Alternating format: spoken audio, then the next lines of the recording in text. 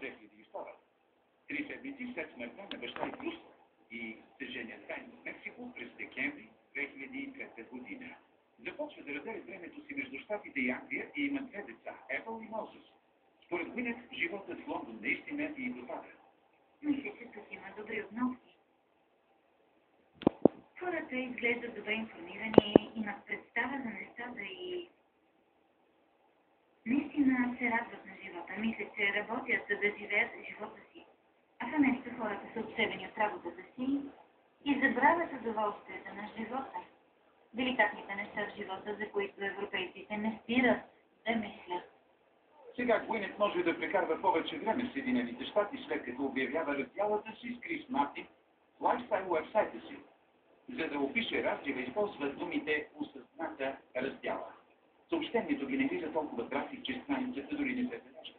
От около година има слухове за профил, за трудните моменти, но написването на няколко изречения онлайн се оказва достатъчно. Актрисата още смята, че Крис е бил добър избор. Казва, че той е много добър тат и го уважава като баща на децата. Знаете ли, аз съм човек, който наистина вярва в семейството. И съм възпитана да вярвам колко важни са семейството, лоялността и любовта и грижата за любимите хора. Разбира се, това отново е превръща в обект на медиите, които следят всяка нейна стъпка. Близкото и приятелство с бившето братче Донован Лич предизвиква очудване, когато двамата отиват на матч на Доджърс, но тя настоява, че са единствено приятели. Същата година Пол Крол побеждава всички в допитването на списание Стар, най-гласна знаменитост в Холивуд.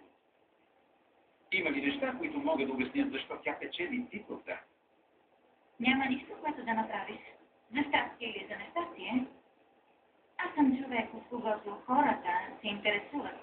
Много се интересуват от личния ми живот, от прическата ми, каква рокля съм облякла, от всички тези неща, които са повърхностни. Не ги обвинявам, защото и аз съм жена и разбирам, но понякога е много уморително.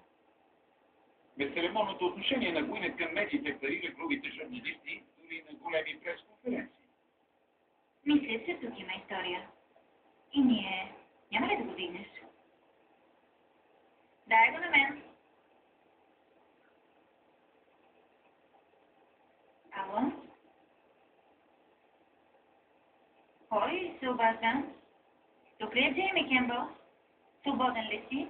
Кой се обажда? И може би изненадващо пак през 2013 People's Magazine обявява Гуинет за най-красивата жена в света. Гуинет казва, че никога не е била по-изненадан. Освен това, красавицата споделя здравословни съвети в своята готварска книга "Всичко е добро". Бестселърът вдига голям шум за съвета да се избягват глутени млечни храни, както и да се забрани Макдоналдс за децата. Вярвате или не, Гуинет яде въглехидрати. Ям въглехидрати. Обичам добри въглехидрати. Ами балансирано хранене. Да, балансираното хранене е добре. Единственото, което наистина гледам да избягвам, са бързите храни.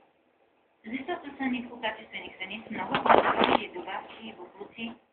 Опитвам се да не ги ям. Но ям бързени храни, сирене и вино. Каквото ти попадне.